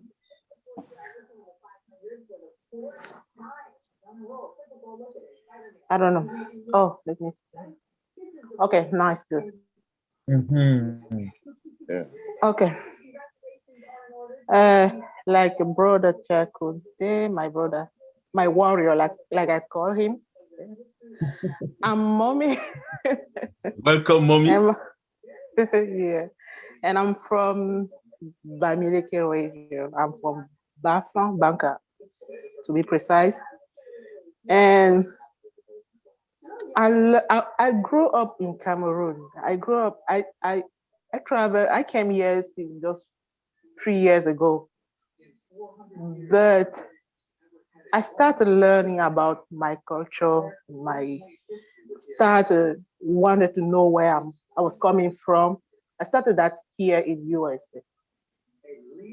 When I was in Cameroon, I was like focused in church. I was Christian, reading Bible, learning about anything in Bible, and I didn't really learn. I wasn't interested about who I was and where I was coming from. But since I came here, I don't know why I came here, and that desire grew in me, and I start my research. So I'm here, but I don't know more than you. We are learning together, and I very appreciate. I learned a lot today. I knew some stuff, like some little stuff, but I learned a lot today, and I'm really happy. Okay. So Yes, thank you. I can. Thank you. That's If you awesome. have Thank you. one or two questions for me, I can answer. Okay, yeah. I mean, you says that just like me. I mean, the question is that how come we always seem to be learning more about our culture when we're outside the country? Because when I left Cameroon, honestly, what I've known today, I didn't. I didn't know so many things. And I just feel like, since I've been outside, I'm learning more. So why are we not bothered? And then when I travel to Cameroon, a lot of people who live outside the Bamileke area, they don't know nothing. Even today. They don't learn about Even I grew up in the Bamileke area. I was born in Banka, my village. And then my parents moved because my dad was my parents moved to Fumban. I lived in Fumban, and then I moved to Chang. After that, I went back to Bafa. So I really grew up in Bamileke area. But the influence of Christianism is very, very strong or big. Yeah. So you can be there, but it was so let's take an image. We have my English is still low, so excuse me. You can get you.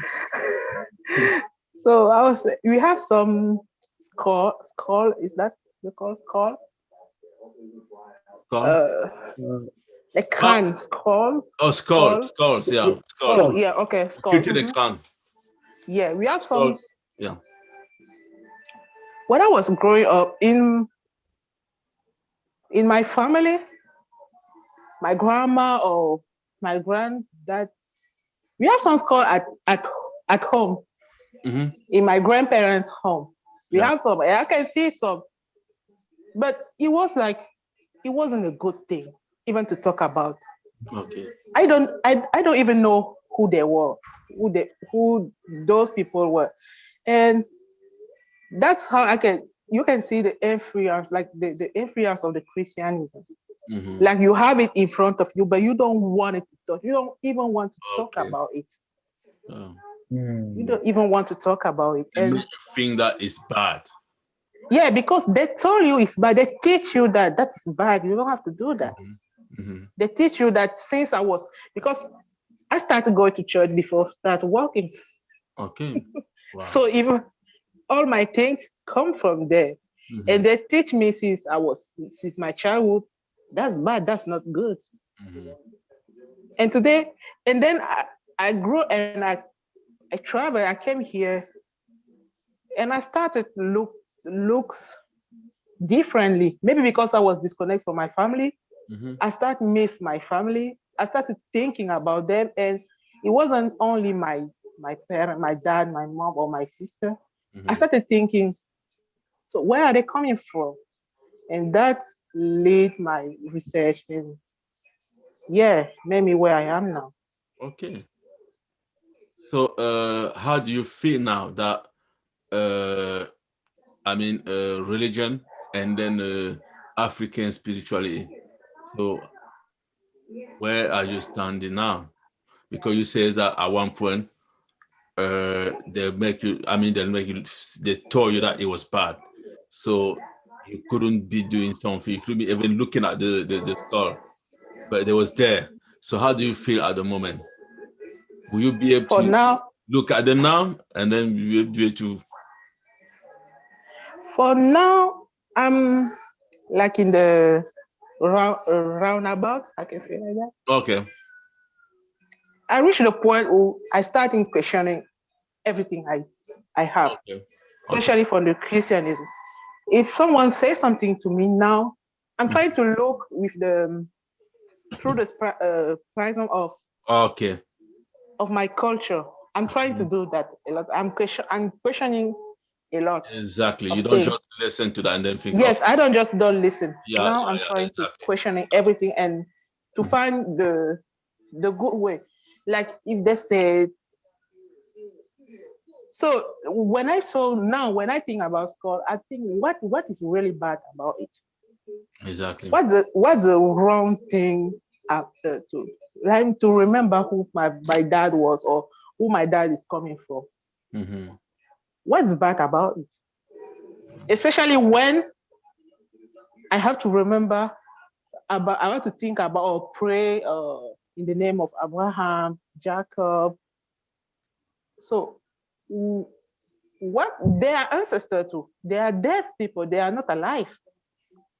So they are some good there or and bad there, something like that. So I'm trying now to questioning and thinking about everything I hear. It's not to just get it. I didn't find my way yet. I'm still looking for my way. It makes sense. I'm still looking for how to be really connect to my ancestor or to my family. Mm-hmm. Yeah, I'm still looking for. I mean, when I listen to you, I was born. I'm a Bamileke. I was born in Balmayo, very close to Yaoundé. My both parents came from the Bamileke part. So I grew up in our south, but my experience was a little bit different because even through my parents was very Christian, Roman Catholic. I was a naughty boy when I used to be young, but my parents was always taking us to the village when we was quite young to do all the Bamileke ritual. Even if they was going back in the church on Sunday, but when there was something they need that it should be done, or if they got maybe the grandmom just come, say that, okay, I feel that you need to take the key because I feel that there's something, I can see something happening. And then they'll take us straight there. They're not going to say to her that, no, we've got to go and pray to God for that. So they will take us straight to the village. So I got used to the scar, from both my mom and my dad's side when I was younger. And then even today, when I go back in the village, I cannot go in the village without going in the skull room. I have to go there. I had to speak to my ancestor. So that was something they never actually kept away from us, even through they was deep into religion. Even today, my mom, she goes to church every Sunday, but she still believes on the African tradition. She put that on top. Problem she's gonna face. Now, so it's good. It's good testimony. Yeah, a lot of Bamileke are doing like that, like one foot in tradition and one foot in religion. They are doing like that. A lot of Bamileke people. But like I said, it wasn't like that for me. Like I told you, my grandma was doing, and they have it at home and my grandma was a Christian too. She was like most of Bamileke, but no, for me when I go, and I was going really deep in the religion. Okay.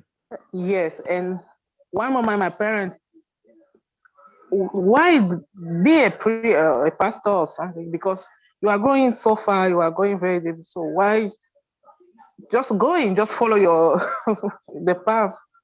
But I don't know, something was keeping me away of that. Yeah. That's good. So that's me. Listen, That's Thank you for me. the testimony. It's lovely one. I don't think anybody got any question to you. Thank you for sharing that. I think this is very important what you share right there, because we here on this platform with our brothers and sisters, that live here now for a while, and sometimes they think that they are the only ones that are very disconnected. Keep telling them, even us on the motherland, some of us are actually way more disconnected than you. I'm telling you. Yep, yeah. So it's not because we are there. It's not because we speak our mother tongue that we are connected. Telling you. So, so we all in the same fight. We all in the same mess. This thing that happened to you here is the same thing that happened to us there. It's the same devil that did this to us. So in the result, it's the same. They told us to never remember our ancestors. Meanwhile, they remember their ancestors every day. And then make us remember their ancestors. That's what they do. But now we forget our own. So who do you think is going to be our angel? They made you believe that somebody else can be your angel. No, your angel is your own ancestor. If you have the key, you're the only one that has the key to invoke them and call them so they can help you. Nobody can. But if you want to spend your life praising somebody else ancestor or somebody else angel, well, you will never get that protection you as well. That's why they do everything for us for not remembering our ancestors, saying that it was evil, right? But yeah. So we kind of sidetracked a little bit from the conversation as far as the role of woman. Yeah, that was good. All this conversation is great, but I would like to hear from our sister Shanti now, like from what we say today about the role of woman in ancient Africa and her importance, go from showing how she's important in economy, how the Bamileke woman is a driving force of our economy, and how she was sometimes you find her on that farm, digging that ground with a baby in her back, and she doesn't complain. And then after that, she's the one who nurtures everybody, and then also her importance spiritually in the village. Not to mention that even when it comes to spiritual healer, She is the most powerful one, and she's called Menisia. So from all of that, what do you have to say about it, Shanti? Do you think it is a concept that you were seeing yourself worth like that, or you never thought of it, you never thought of it like that?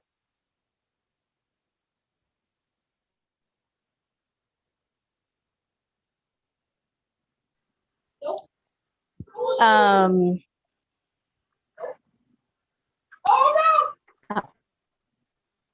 sorry, fam was loud. I did think about it Sorry, before you that continue, way. I was saying Shanti instead of Avanti. Oh my God, I say Oh, Ashanti instead of Avanti. Avanti, it's I'm sorry. okay. Yeah, I It's know. okay. It it happens often. Yeah, but um yeah, I mean, I think um I did think about it that way. But like you said in the beginning, how sometimes we mostly see um women not being um uplifted and treated as, the givers of life, and being more disrespected. I think I see that more um, where I am, unfortunately. Um, and I think that it's because um, people don't really know who they are. And if they really knew who they were and where they come from, they would have more respect. And I think that's been lost. So that's my thoughts. It's true. I mean, you say all. I mean, if you know who you are, then you get more respect. It's Mm-hmm. true because I mean, when I was younger, especially when I first came in the UK, life wasn't easy. But I Mm-hmm. knew that if I get myself into any trouble, you know, my mom, she's gonna be very upset. Mm-hmm. To be honest, no disrespect of my dad, but I wasn't thinking about, okay, what was my dad going to think about if I do something wrong? Like somebody will offer you that, okay, you want to do this to make a little bit more Mm-hmm. money, but you always think about your mom. Right. So I know if mom knew that I'm doing, Mm-hmm. if she knew that, I'm in prison because I was doing this, then it's Right. her only the thinking of that just stop doing things. Even today, if I Mm-hmm. want to do anything, I just Especially African mom. We don't play. exactly. So You think Yeah. about her, and then that stop you, and then mm-hmm. it's like a guidance for us as well, because Right. anytime you want to do anything, you think about your mom, and that protect you as well Mm-hmm. of doing things, and then you got to get away from trouble because you know that she's gonna be very upset. I mean, my mom called me all the time. She said, "Oh, are you okay? Everything's all right. Everything's all right." Mm-hmm. I said, "Yeah, yeah." Are you sure? I said, "Yeah, mom. Everything's okay." Even if I've got a problem, I'm not gonna tell her because immediately that's gonna upset her. You know. Mm-hmm. So that's that. I mean, mom is quite important. Yep. Where you know where you come Very from. much. Exactly. Yes. Yeah. Thanks for that. Thanks for sharing that. Thank you. So, Yeah, that's powerful, man. That's why I always like to hear from our women, obviously, because when I present this stuff, a lot of this stuff that I present, obviously, a lot of our women were not aware. We want to tell them that they're the driving force of our economy. I had this conversation with a very woman. She said I'm crazy. She said I'm out of my mind. Yeah, but she's a very woman. She told me I'm out of my mind. What are you talking about? You men do everything. I'm like, well, let's go now and look closely. And then when I presented to her, when I start showing her step by step, she was like, oh, even the Bamileke has this thing that we call Tongtin. Tongtin is our local. I'm sure you guys probably hear about it. The Bamileke are known for that in Cameroon. So we were able to create our own local banks. So every community, even here in the US, like the people from our village, from the Hong Kong region, for instance, we'll have some kind of meeting that we will have once every month. And in those meetings, we will put our money together. Like, we can put, maybe each one can bring hundred, sometimes $1,000, right? We put our money together to somebody hand that's a trustee. And then in the course of a year, everyone every month can come and borrow the money with no interest. See, that's exactly what the Jewish people do. But the Bamileke, we've been doing this for centuries. That's why when the French came in Cameroon, they saw how we were self-determined and self-made. They were like, these are the people we like, because they're so kind of like, proud, and they figure out things. They're really good with money. Did you know that concept of tontine was put together by women? Man, when I've learned about this, it was actually not even in my village. Okay.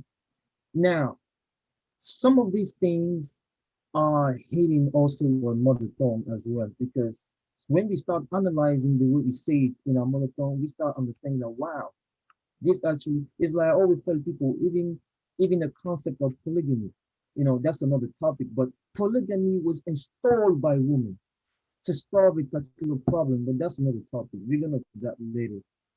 Okay, just to make men not being, just go outside and being dogs or whatever, or they make them responsible, but yet the man to be qualified to be able to take the second one, and there are 5 qualifications he needs to make.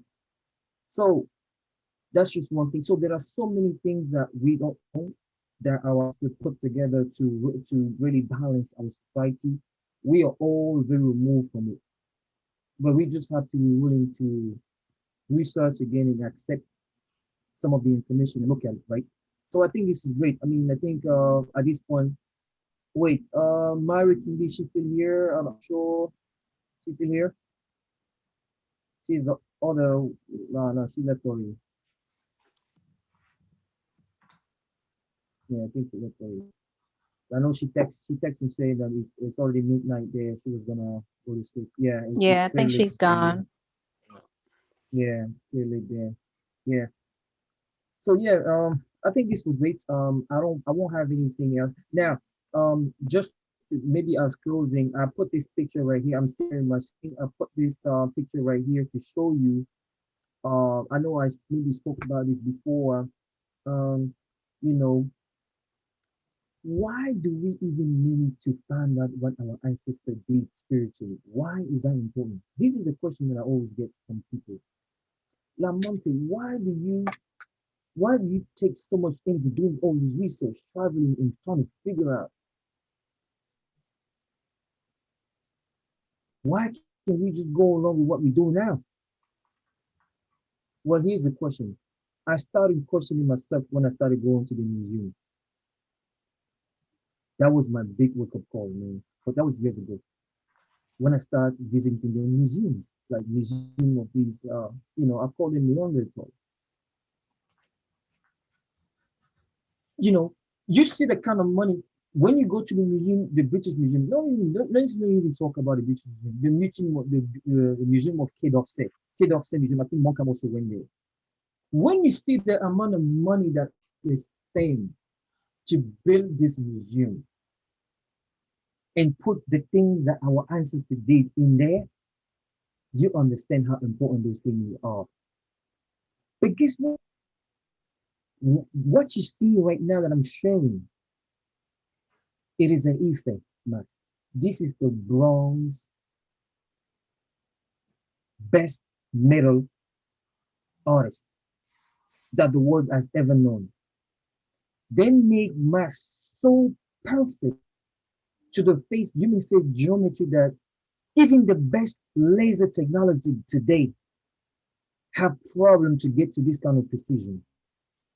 But our ancestors made this in the 11th century. This mask that you see right here, which is the Ife mask, the mask that you see on the 2 left and right, it was made 300 years before it was stolen in the 16th century. No, yeah, the mask was made in the 13th century and stolen in the 16th century. So in the 13th century, they made this mask with that kind of technology. Where were the Europeans at that time? Savage in Europe. They didn't know no science. They didn't even know how to properly carve wood. But our ancestors already have the technology, the knowledge of carving bronze. And let me tell you something, bronze is one of the most difficult iron to master. But look at what they did. Now the question I'm asking you, what kind of technology do you think they used to make this? Especially when you go in Nigeria or in the Ife land or in the Benin Empire today, they have no trace of them using any laser or computer. They use their hands. Huh? I said they use their hands. The ends? What do you mean by The hands. Their arm, their hand. Yeah, their hands. Okay, but are you just gonna go and use our hands? Don't you think they have some kind of technique? What kind of technique do you use to make such a perfect human-like mask? Now, this mask was studied by some German scientists. They were big-time mathematicians, right? Just like they study a lot of the things that we did, just like they study a lot of the masks that we did in Egypt. They were so shocked to the point where were looking at how they're going to credit this thing to alien, but they couldn't. You know, they're always crediting the stuff that we've done in ancient Egypt. They said, okay, no, human being cannot do that. That's alien. They were so they found a way to credit this marvelous realization. They wanted to credit this to alien, but it was no way, because when they stole it, they even have picture of them stealing it, like, you know, in the bit, they even have them like, so they were like, no. The Nigerian people did this. The people that we call Nigerians did this. I want to tell you something. Science, the real science that our ancestors did, whether in Egypt or to realize this thing, it's not written. It is not written. It's not written. It is a kind of science where you have to deal with spiritual stuff. You have to deal with the insane world to be able to accomplish this kind of thing. That's why Egypt 5,000 years ago, these people were lifting tons of rocks, more than 100 meters up there, with a nanometer precision. Damn, 5,000 years ago. How did they do it? This is exactly what they don't never want you to connect again with. Your consciousness, because to get to that spiritual consciousness, you become a God. You become a God, and they never want you to get back to it. That's why they have to tell you about Jesus. They have to tell you about Muhammad, so you never focus on really who you are, but you send your energy somewhere. So thanks for listening. I hope that we all learned something from what we say today, and that tomorrow we going to better celebrate our woman if we have to. When our birthday come, even if we receive gifts, let's give something to our mothers, and let's tell them that we thank them for going through what they've gone through, and that the day we were born, we remember what they're going and we still gonna celebrate Mother's Day, but let's celebrate it in a much more African way. So this is something that we do every day. I see a lot of pictures on Instagram. People I have actually two friends. They have actually know them. They have posted during Mother Day pictures with the mother, but I know them. They never visit their mother. They never visit their mother. Okay. As a matter of fact, one of them, when I went to one of the one event that was actually before COVID, her mother actually complained to me that how come your friend, you know, how come your friend never even picks up the phone? He always say easy. We never have a family conversation. This is his mother complaining. But guess what? During Mother Day, he makes sure he went to see her to take it and put it together. See, that's what we as African people, we need to stop doing, and making sure that we give her praise every single day. All right, thanks, guys. Thank you for teaching everything. Thanks for sharing everything, guys. Thanks again, for the whole knowledge. I think that we done for today. So the next coming week we got Justin. He's working on a presentation he's going to be able to share with us. So I'll get in touch with him after this. So maybe next week or the week after that. And we're just going to keep learning. We're just going to keep sharing and reconnecting again. So thanks again for everything, guys. Thank you, everybody. Thank you. Thank you. This was great. Thank you, sister. Yeah. Thanks again. Okay, we're going to play one more music, yeah, if you want. One more song, and then we finish, yeah? Let me just find the song. Let me find the song. We're going to finish Meet Me One music. If you stand up and dance, it will be great too. Yes. Yeah, I need to stop the recording first because I'm not allowed to play music online. I'll get my Facebook cancelled if I start playing music. There's a family song actually from this artist. Oh, be proud, please. Be proud. Be proud of who you are. I've got to be proud. Remix? Yeah, the remix. I was going to play Sokoto by Madagascar, but you guys want to be proud. No, the remix is the good one. Okay. Yeah, he nailed that remix. There's also an artist. I don't know if you know her. Her name is Remy Starr. Oh, while we are waiting for the. Okay, brother. You need to stop sharing your screen.